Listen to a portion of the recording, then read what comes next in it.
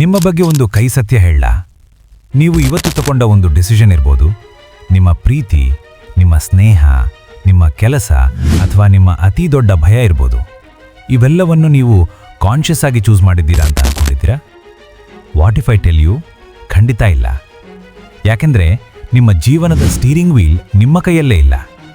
ಹಾಗಾದರೆ ನಿಮ್ಮ ಲೈಫ್ನ ಕಂಟ್ರೋಲ್ ಮಾಡ್ತಿರೋದು ಯಾರು? ನಂಬಿಬಿಡಿ, ಅದನ್ನು ಕಂಟ್ರೋಲ್ ಮಾಡ್ತಾ ಇರೋದು ಕೇವಲ 5 ವರ್ಷದ ಒಂದು ಮಗು. ಹೌದು, ನಿಮ್ಮ ಒಳಗಡೆ ಇನ್ನೂ ಬದುಕ್ತಾ ಇರೋ ಅದೇ ಮಗು. ಇದನ್ನು ಕೇಳಿದಾಗ ಏನು ಹೇಳ್ತಿದ್ಯಾ ಗುರು, ಹೌ ಇಸ್ ದಿಸ್ ಪಾಸಿಬಲ್ ಅಂತ ನಂಬಕ್ಕೆ ಕಷ್ಟ ಅನ್ನಿಸ್ತಿದ್ಯಾ? ಹಾಗಾದರೆ ಈ ವಿಡಿಯೋನ ಸ್ವಲ್ಪವೂ ಸ್ಕಿಪ್ ಮಾಡದೆ ನೋಡಿ. ಯಾಕೆಂದರೆ ಮುಂದಿನ ಕೆಲವು ನಿಮಿಷಗಳಲ್ಲಿ ನಿಮ್ಮದೇ ಮೆದುಳು ನಿಮಗೆ ಹೇಗೆಲ್ಲ ಮೋಸ ಮಾಡ್ತಿದೆ ಅನ್ನೋದನ್ನು ನಾನು ಸೈಂಟಿಫಿಕ್ ಆಗಿ ಪ್ರೂವ್ ಮಾಡ್ತೀನಿ. ಮೊದಲಿಗೆ ಒಂದು ನಿಮಿಷ ಯೋಚನೆ ಮಾಡಿ. ಇವತ್ತು ಬೆಳಿಗ್ಗೆ ನೀವು ಎದ್ದ ತಕ್ಷಣ ಮೊದಲು ಏನು ಮಾಡಿದ್ರಿ? ಫೋನ್ ನೋಡಿದ್ರಾ? ಯಾರ ಬಗ್ಗೆನಾದರೂ ಯೋಚನೆ ಮಾಡಿದ್ರಾ? ಅಥವಾ ಯಾವುದೋ ಒಂದು ಫೀಲಿಂಗ್ ಬಂತಾ? ಅದನ್ನು ನೀವು ಡಿಸೈಡ್ ಮಾಡಿದ್ರಾ? ಇಲ್ಲ ಅಲ್ವಾ? ಅದು ಆಟೋಮ್ಯಾಟಿಕ್ ಆಗಿ ನಡೀತು. ನಿಜಕ್ಕೂ ಯಾಕೆ ಹೀಗಾಯಿತು ಅಂತ ಯಾವತ್ತಾದರೂ ಯೋಚನೆ ಮಾಡಿದ್ದೀರಾ? ಇದಕ್ಕಿರೋ ಒಂದೇ ಕಾರಣ, ನಿಮ್ಮ ಸಬ್ ಕಾನ್ಷಿಯಸ್ ಮೈಂಡ್. ಈ ಮ್ಯಾಜಿಕ್ ಹೇಗೆ ನಡೆಯುತ್ತೆ ಅನ್ನೋದಕ್ಕೆ ಒಂದು ಸಾಕ್ಷಿ ಕೊಡ್ತೀನಿ ಕೇಳಿ. ನ್ಯೂರೋ ಸೈಂಟಿಸ್ಟ್ ಬೆಂಜಮಿನ್ ಲಿಬ್ಯಾಟ್ 1983ರಲ್ಲಿ ಒಂದು ಹುಚ್ಚು ಎಕ್ಸ್ಪೆರಿಮೆಂಟ್ ಮಾಡಿದ್ರು. ಅವರು ಜನರಿಗೆ ನಿಮಗೆ ಯಾವಾಗ ಬೇಕೋ ಆಗ ಒಂದು ಬಟನ್ ಪ್ರೆಸ್ ಮಾಡಿ ಅಂತ ಹೇಳಿ ಅವರ ಬ್ರೈನ್ಗೆ ಸ್ಕ್ಯಾನರ್ ಹಾಕಿದ್ರು. ಅದರ ರಿಸಲ್ಟ್ ಏನಾಯಿತು ಅಂತ ಕೇಳಿದರೆ ನೀವು ನಿಜಕ್ಕೂ ಶಾಕ್ ಆಗ್ತೀರಾ. ಜನ ನಾನು ಬಟನ್ ಪ್ರೆಸ್ ಮಾಡ್ತೀನಿ ಅಂತ ಯೋಚನೆ ಮಾಡೋಕ್ಕೂ 350 ಮಿಲಿಸೆಕೆಂಡ್ಸ್ ಮೊದಲೇ ಅವರ ಬ್ರೈನ್ ಆಲ್ರೆಡಿ ಡಿಸಿಷನ್ ತಗೊಂಡಾಗಿತ್ತು. ಅಂದರೆ ಇದರ ಅರ್ಥ ಏನು ಗೊತ್ತಾ? ನೀವು ನಾನು ಮಾಡಿದೆ ಅಂತ ಅನ್ನಿಸ್ಕೊಳ್ಳೋ ಮೊದಲೇ ನಿಮ್ಮ ಬ್ರೈನ್ ಆಲ್ರೆಡಿ ಡಿಸೈಡ್ ಮಾಡಿರುತ್ತೆ. ನಿಮ್ಮ ಕಾನ್ಷಿಯಸ್ ಮೈಂಡ್ ಅಂದರೆ ನೀವು ನಾನು ಅಂತ ಭಾವಿಸ್ಕೊಳ್ಳೋ ಆ ಭಾಗ ಇದೆಯಲ್ಲ, ಅದು ಕೇವಲ 5% ಮಾತ್ರ. ಹಾಗಾದರೆ ಉಳಿದ 95% ಏನು? ಅದೇ ನಿಮ್ಮ ಸಬ್ ಕಾನ್ಷಿಯಸ್. ಅದು ಕತ್ತಲಲ್ಲಿ ಡೀಪ್ ಆಗಿದೆ. ನಿಮ್ಮ ಭಯ, ಪ್ರೀತಿ, ಕೋಪ, ಬಯಕೆ ಇವೆಲ್ಲ ಅಲ್ಲೇ ಸ್ಟೋರ್ ಆಗಿವೆ. ಮತ್ತು ಅತ್ಯಂತ ಶಾಕಿಂಗ್ ವಿಚಾರ ಏನಂದರೆ, ಆ 95% ಪ್ರೋಗ್ರಾಮ್ ಆಗಿದ್ದು ನೀವು 5 ವರ್ಷಕ್ಕಿಂತ ಚಿಕ್ಕವರಿರುವಾಗ. ಇದು ಹೇಗೆ ಅಂತ ಒಂದು ಸಿಂಪಲ್ ರಿಯಲ್ ಲೈಫ್ ಎಕ್ಸಾಂಪಲ್ ಮೂಲಕ ಅರ್ಥ ಮಾಡ್ಕೊಳ್ಳೋಣ. ಒಂದು ದೊಡ್ಡ ಆನೆಯನ್ನು ಕೇವಲ ಒಂದು ಸಣ್ಣ ಹಗ್ಗದಿಂದ ಕಟ್ಟಿರ್ತಾರೆ. ಆನೆ ಮನಸ್ಸು ಮಾಡಿದರೆ ಒಂದೇ ಸೆಕೆಂಡ್ನಲ್ಲಿ ಆ ಹಗ್ಗ ಕಿತ್ತಾಕ್ಬೋದು. ಆದರೂ ಅದು ಟ್ರೈ ಕೂಡ ಮಾಡಲ್ಲ. ವೈ? ಯಾಕೆ ಗೊತ್ತಾ? ಆನೆ ಚಿಕ್ಕದಾಗಿದ್ದಾಗ ಅದೇ ಹಗ್ಗದಿಂದ ಕಟ್ಟಿರ್ತಾರೆ. ಆಗ ಅದು ತಕ್ಕಿಸಿಕೊಳ್ಳೋಕೆ 1000 ಸಲ ಟ್ರೈ ಮಾಡಿರುತ್ತೆ, ಆದರೆ ಆಗಿರಲ್ಲ. ಆಗಲೇ ಆ ಸಣ್ಣ ಆನೆಯ ಮೆದುಳಿನಲ್ಲಿ ಒಂದು ಪ್ರೋಗ್ರಾಮಿಂಗ್ ಸೆಟ್ ಆಗಿಬಿಡುತ್ತೆ. ಏನೇ ಮಾಡಿದ್ರೂ ಈ ಹಗ್ಗ ಕಿತ್ತಾಕಲು ನನ್ನಿಂದ ಸಾಧ್ಯವಿಲ್ಲ ಅಂತ. ಇವತ್ತು ಆನೆ ದೊಡ್ಡದಾಗಿದೆ, ಶಕ್ತಿಶಾಲಿಯಾಗಿದೆ, ಆದರೂ ಆ ಹಳೆಯ ಪ್ರೋಗ್ರಾಮಿಂಗ್ ಅದನ್ನು ಹಾಗೆ ಕಟ್ಟಾಕಿದೆ. ಈಗ ಹೇಳಿ, ಆ ಆನೆಗೂ ನಮಗೂ ಏನು ಸಂಬಂಧ? ಬ್ರೋ, ನಿಮ್ಮ ಕಥೆಯು ಸೇಮ್ ಟು ಸೇಮ್ ಅಷ್ಟೇ. ನಿಮ್ಮ ಇವತ್ತಿನ ಜೀವನ ಅಂದರೆ 20, 25, 30 ವರ್ಷ ವಯಸ್ಸಿನ ನಿಮ್ಮ ಡಿಸಿಷನ್ಸ್ ಎಲ್ಲವೂ ಆ 5 ವರ್ಷದ ಮಗು ಮಾಡಿಟ್ಟ ರೂಲ್ಸ್ ಮೇಲೆ ನಡೀತಾ ಇದೆ. ಈ ಮಗು ಯಾರು? ಇದೇ ನಿಮ್ಮ ಇನ್ನರ್ ಚೈಲ್ಡ್. ಆ ಮಗು ಬಾಲ್ಯದಲ್ಲಿ ಒಂದು ದಿನ ಕಲ್ತಿತ್ತು ಅಳೋದು ತಪ್ಪು ಅಂತ. ಅದಕ್ಕೆ ನೀವು ಇವತ್ತು ಯಾರ ಮುಂದೇನೂ ಕಣ್ಣೀರು ಹಾಕಲ್ಲ, ಓಪನ್ ಆಗಲ್ಲ. ಆ ಮಗು ಕಲ್ತಿತ್ತು ನಾನು ಎಲ್ಲರಿಗೂ ಒಳ್ಳೆಯದು ಮಾಡಿದರೆ ಮಾತ್ರ ಪ್ರೀತಿ ಸಿಗ್ತದೆ ಅಂತ.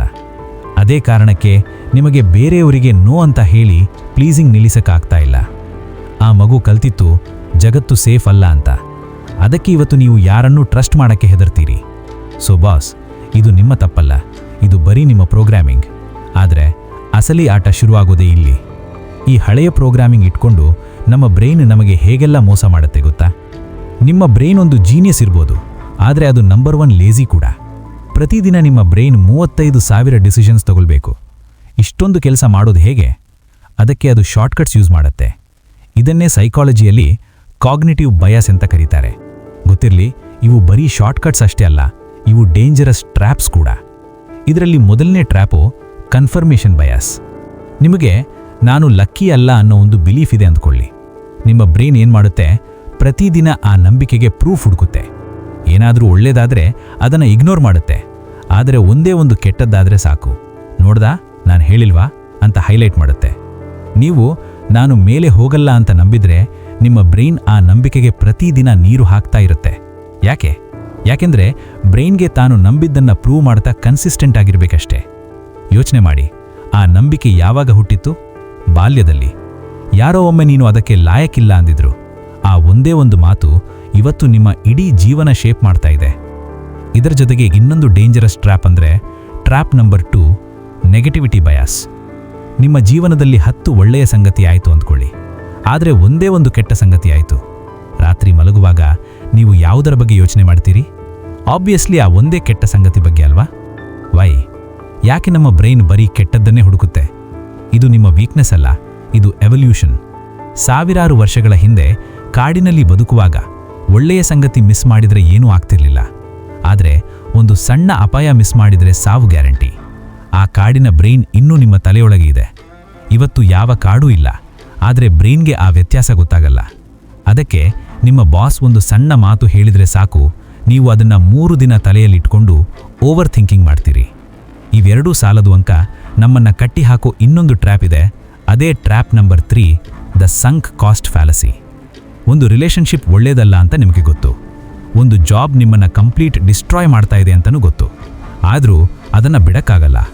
ಯಾಕೆ? ಇಷ್ಟು ವರ್ಷ ಇನ್ವೆಸ್ಟ್ ಮಾಡಿದ್ದೇನೆ, ಇಷ್ಟು ಸಹಿಸ್ಕೊಂಡಿದ್ದೇನೆ, ಈಗ ಬಿಟ್ಟರೆ ಎಲ್ಲ ವೇಸ್ಟ್ ಆಗ್ತದೆ ಅನ್ನೋ ಭಯ. ಇದು ಲಾಜಿಕ್ ಅಲ್ಲ. ಇದು ಹೇಗೆ ಕೆಲಸ ಮಾಡುತ್ತೆ ಅಂತ ನಿಮ್ಮ ಲೈಫಲ್ಲೇ ಆಗಿರೋ ಒಂದು ಎಕ್ಸಾಂಪಲ್ ಹೇಳ್ತೀನಿ ಕೇಳಿ. ನೀವು 300 ರೂಪಾಯಿ ಕೊಟ್ಟು ಟಿಕೆಟ್ ತಗೊಂಡು ಥಿಯೇಟರ್ಗೆ ಹೋಗ್ತೀರಾ. ಮೊದಲ 20 ನಿಮಿಷದಲ್ಲೇ ಸಿನಿಮಾ ಪರಮ ಬೋರು, ತಲೆನೋವು ಅಂತ ನಿಮಗೆ ಅರ್ಥ ಆಗುತ್ತೆ. ಆದರೂ ನೀವು ಎದ್ದು ಹೊರಗೆ ಬರಲ್ಲ. 2 ಗಂಟೆ ಅಲ್ಲೇ ಕೂತು ಒದ್ದಾಡ್ತೀರಾ. ಯಾಕೆ? ನಿಮ್ಮ ಮೆದುಳು ಹೇಳುತ್ತೆ, 300 ರೂಪಾಯಿ ಕೊಟ್ಟಿದ್ದೇನೆ, ಈಗ ಎದ್ದು ಬಂದರೆ ದುಡ್ಡು ವೇಸ್ಟ್ ಅಂತ. ಬ್ರೋ, ದುಡ್ಡು ಆಲ್ರೆಡಿ ವೇಸ್ಟ್ ಆಗಿದೆ. ಆದರೆ ಬ್ರೈನ್ ಹಿಂದೆ ಇನ್ವೆಸ್ಟ್ ಮಾಡಿದ ಸಂಗತಿಗಳನ್ನು ಲೂಸ್ ಮಾಡ್ಕೊಳ್ಳಲು ರೆಡಿಯಾಗಲ್ಲ. ಹಾಗಾಗಿ ಆ ಹಳೆಯದನ್ನು ಬಿಟ್ಟು ಹೊಸ ಫ್ಯೂಚರ್ನ ಇಮ್ಯಾಜಿನ್ ಮಾಡೋಕ್ಕೆ ನಿಮ್ಮನ್ನು ಅಲೋ ಮಾಡಲ್ಲ. ಹಾಗಾದರೆ ಇದಕ್ಕೇನು ಪರಿಹಾರವೇ ಇಲ್ವೇ? ಖಂಡಿತ ಇದೆ. What's the reality? ನಿಜ ಏನು ಗೊತ್ತಾ? ಪಾಸ್ಟ್ ಈಗ ಇಲ್ಲ. ಹಿಂದಿನ ವರ್ಷಗಳು ಕಳೆದು ಹೋಗಿವೆ. ನೀವು ಇನ್ನು ಮುಂದೆ ಏನು ಮಾಡ್ತೀರಿ ಅದು ಮಾತ್ರ ನಿಮ್ಮ ಕೈಯಲ್ಲಿದೆ. ಆ ಸಂಗತಿನ ನಿಮ್ಮ ಬ್ರೈನ್ ಒಪ್ಪೋಲ್ಲ. ಅದಕ್ಕೆ ನೀವು ಒಂದೇ ಜಾಗದಲ್ಲಿ ಸ್ಟಕ್ ಆಗ್ತೀರಿ. ಅದಕ್ಕೆ ಈ ಮೆಂಟಲ್ ಮ್ಯಾಟ್ರಿಕ್ಸಿಂದ ಹೊರಗೆ ಬಂದು ನಿಮ್ಮದೇ ಇನ್ನರ್ ಲಾಜಿಕ್ನ ಅರ್ಥ ಮಾಡ್ಕೊಳ್ಳೋಕೆ ಸೈಕಾಲಜಿಯ 3 ಡೀಪ್ ಆ್ಯಂಡ್ ಪ್ರಾಕ್ಟಿಕಲ್ ಮೆಥಡ್ಸ್ ಹೇಳ್ತೀನಿ ಕೇಳಿ. ಮೊದಲನೇ ಮೆಥಡ್, ರೀಪೇರೆಂಟಿಂಗ್ ಯುವರ್ ಇನ್ನರ್ ಚೈಲ್ಡ್. ನಿಮ್ಮ ಒಳಗಡೆ ಇರೋ ಆ 5 ವರ್ಷದ ಮಗು ಹೆದರಿಕೊಂಡಿದೆ ಅಂತ ಹೇಳಿದೆ ಅಲ್ವಾ? ಅದನ್ನು ಸರಿಪಡಿಸೋದು ಹೇಗೆ? ನಿಮ್ಮನ್ನು ನೀವೇ ಒಬ್ಬ ತಂದೆ ತಾಯಿಯೇ ಹಾಗೆ ಟ್ರೀಟ್ ಮಾಡೋದು. ಯಾವಾಗಾದರೂ ನಿಮಗೆ ಯಾರನ್ನಾದರೂ ಟ್ರಸ್ಟ್ ಮಾಡೋಕ್ಕೆ ಭಯ ಆದಾಗ, ಅಥವಾ ಯಾರ ಮುಂದಾದರೂ ವಿನಾಕಾರಣ ತಲೆ ತಗ್ಗಿಸ್ತಿರುವಾಗ 1 ನಿಮಿಷ ನಿಲ್ಲಿ. ಕಣ್ಮುಚ್ಚಿ ನಿಮ್ಮ ಒಳಗಡೆ ಇರೋ ಆ 5 ವರ್ಷದ ಮಗುವಿಗೆ ನೀವೇ ಅಪ್ಪ ಅಮ್ಮ ಆಗಿ ಮಾತಾಡಿಸಿ. ನೀನು ಭಯಪಡಬೇಕಾಗಿಲ್ಲ, ನಾನು ನಿನ್ನ ಜೊತೆ ಇದ್ದೀನಿ, ಈಗ ನಾವು ಸೇಫ್ ಆಗಿದ್ದೀವಿ ಅಂತ. ಇದು ಕೇಳೋಕೆ ಕ್ರೇಜಿ ಅನಿಸ್ಬೋದು, ಆದರೆ ನ್ಯೂರೋಸೈನ್ಸ್ ಪ್ರಕಾರ ಈ ಒಂದು ಚಿಕ್ಕ ಮಾತು ನಿಮ್ಮ ಬ್ರೈನ್ನ ಥ್ರೆಟ್ ಲೆವೆಲ್ನ ಕಂಪ್ಲೀಟ್ ಆಗಿ ಡ್ರಾಪ್ ಮಾಡುತ್ತೆ. ಒಮ್ಮೆ ನಿಮ್ಮ ಒಳಗಿನ ಮಗುವಿಗೆ ಸಮಾಧಾನ ಮಾಡಿದ ಮೇಲೆ 2ನೇ ಸ್ಟೆಪ್, ಕಾಗ್ನಿಟಿವ್ ಡಿಫ್ಯೂಷನ್. ನಿಮ್ಮ ತಲೆಯಲ್ಲಿ ಯಾವಾಗಲೂ ನೆಗೆಟಿವ್ ಥಾಟ್ಸ್ ಓಡ್ತಾನೆ ಇರುತ್ತೆ ಅಲ್ವಾ? ನನ್ನ ಕೈಲಾಗಲ್ಲ, ನಾನು ಫೇಲ್ಯೂರ್ ಅಂತ. ಇದನ್ನು ಸಾಲ್ವ್ ಮಾಡೋಕ್ಕೆ ಇದನ್ನು ಯೂಸ್ ಮಾಡಿ. ಹೇಗೆ ಮಾಡೋದು? ಯಾವಾಗ ನಿಮ್ಮ ತಲೆಯಲ್ಲಿ ನಾನು ವೇಸ್ಟ್ ಅನ್ನೋ ಥಾಟ್ ಬರುತ್ತೋ ಆ ವಾಕ್ಯನ ಸ್ವಲ್ಪ ಚೇಂಜ್ ಮಾಡಿ. ಹೀಗೆ ಹೇಳಿ, ನಾನು ವೇಸ್ಟ್ ಅನ್ನೋ ಒಂದು ಯೋಚನೆ ನನಗೆ ಬರ್ತಾ ಇದೆ. I am having the thought that I am a failure. ಗೊತ್ತಾಯ್ತಾ ಡಿಫ್ರೆನ್ಸು? ನೀವು ನಿಮ್ಮ ಥಾಟ್ ಅಲ್ಲ. ಆ ವಾಕ್ಯನ ಈ ತರಹ ಚೇಂಜ್ ಮಾಡಿದ ತಕ್ಷಣ ನೀವೇ ಬೇರೆ, ನಿಮ್ಮ ಯೋಚನೆಗಳೇ ಬೇರೆ ಅನ್ನೋ ಒಂದು ಡಿಸ್ಟೆನ್ಸ್ ಕ್ರಿಯೇಟ್ ಆಗುತ್ತೆ. ಆ ಥಾಟ್ ನಿಮ್ಮನ್ನು ಕಂಟ್ರೋಲ್ ಮಾಡೋ ಪವರ್ ಕಳೆದುಕೊಳ್ಳುತ್ತೆ. ಕೊನೆಯದಾಗಿ method 3, the pattern interrupt. Confirmation ಬಯಾಸಲ್ಲಿ ನಾವು ನೆಗೆಟಿವ್ ಪ್ರೂಫ್ ಹುಡುಕ್ತೀವಿ ಅಂತ ಹೇಳಿದೆ ಅಲ್ವಾ? ಆ ಲೂಪ್ನ ಬ್ರೇಕ್ ಮಾಡೋದು ಹೌ? ಇದಕ್ಕೆ ಪ್ಯಾಟರ್ನ್ ಇಂಟರಪ್ಟ್ ಯೂಸ್ ಮಾಡಿ. ನಿಮ್ಗೊಂದು ಕೆಟ್ಟ ಅಭ್ಯಾಸ ಇದೆ ಅಥವಾ ಸತತವಾಗಿ ಓವರ್ ಥಿಂಕಿಂಗ್ ಮಾಡ್ತಿದ್ದೀರಾ ಅಂದರೆ ಮೆಂಟಲ್ ಆಗಿ ಅಥವಾ ಫಿಸಿಕಲ್ ಆಗಿ ಒಂದು ಬ್ರೇಕ್ ಕೊಡಿ. ಯಾವಾಗೆಲ್ಲ ತಲೆಯಲ್ಲಿ ನೆಗೆಟಿವ್ ಲೂಪ್ ಸ್ಟಾರ್ಟ್ ಆಗುತ್ತೋ ತಕ್ಷಣ ನೀವು ಕೂತಿದ್ದ ಜಾಗದಿಂದ ಎದ್ದು ನಿಲ್ಲಿ, 1-2 ಹೆಜ್ಜೆ ನಡೀರಿ, ಅಥವಾ ಹೋಗಿ ಮುಖಕ್ಕೆ ತಣ್ಣೀರು ಹಾಕ್ಕೊಂಡು ಬನ್ನಿ. ನಿಮ್ಮ ಬಾಡಿ ಮೂವ್ಮೆಂಟ್ ಸಡನ್ ಆಗಿ ಚೇಂಜ್ ಆದ ತಕ್ಷಣ ನಿಮ್ಮ ಬ್ರೈನ್ ಓಡ್ತಿರೋ ಆಟೋ ಪೈಲಟ್ ಮೋಡ್ ಆ ಕ್ಷಣಕ್ಕೆ ಕಟ್ ಆಗುತ್ತೆ. ಆ ಗ್ಯಾಪಲ್ಲಿ ಕಾನ್ಷಿಯಸ್ ಆಗಿ ಒಂದು ಒಳ್ಳೆ ಯೋಚನೆಯನ್ನು ರೀಪ್ಲೇಸ್ ಮಾಡಿ. ಫೈನಲಿ ಈ 3 ಟೆಕ್ನಿಕ್ಸ್ನ ಪ್ರಾಕ್ಟೀಸ್ ಮಾಡ್ತಾ ಹೋದರೆ ನಿಮ್ಮ ಒಳಗಡೆ ಒಂದು ಮ್ಯಾಜಿಕ್ ನಡೆಯುತ್ತೆ. ಕೊನೆಯದಾಗಿ ಒಂದು ಮಾತು, ನಿಮ್ಮ ಮನಸ್ಸು ನಿಮ್ಮ ಎನಿಮಿ ಅಲ್ಲ, ಅದು ನಿಮ್ಮನ್ನು ಪ್ರೊಟೆಕ್ಟ್ ಮಾಡಲು ಕಲಿತ ಒಂದು ಮಗು. ಆ ಮಗುವಿಗೆ ಇವತ್ತು ನೀವು ಒಂದು ಮಾತು ಹೇಳ್ಬೋದು, ನಿನ್ನ ಕೆಲಸ ಆಗೋಯ್ತು, ಇನ್ನು ನಾನು ನೋಡ್ಕೊಳ್ತೇನೆ ಅಂತ. ಸೆಲ್ಫ್ ಅವೇರ್ನೆಸ್ ಇದು ಮ್ಯಾಜಿಕ್ ಅಲ್ಲ, ಇದು ಕರೇಜ್. ನಿಮ್ಮ ಮನಸ್ಸನ್ನು ನೀವೇ ಓದ್ಕೊಳ್ಳೋ ಮೊದಲ ಸ್ಟೆಪ್ ಇವತ್ತು ಇಲ್ಲಿ ಆಯಿತು. ಈ ವಿಡಿಯೋದ ಹಿಂದೆ ಇರೋ ಲಾಜಿಕ್ ನಿಮಗೆ ಇಷ್ಟ ಆಗಿದ್ರೆ ನಿಮ್ಮ ಒಬ್ಬ ಸ್ನೇಹಿತರಿಗೆ ಖಂಡಿತ ಶೇರ್ ಮಾಡಿ. ಯಾಕೆಂದರೆ ಈ ವಿಡಿಯೋ ಅವರಿಗೂ ಬೇಕಾಗಿದೆ, ಆದರೆ ಅದು ಅವರಿಗೂ ಗೊತ್ತಿಲ್ಲ.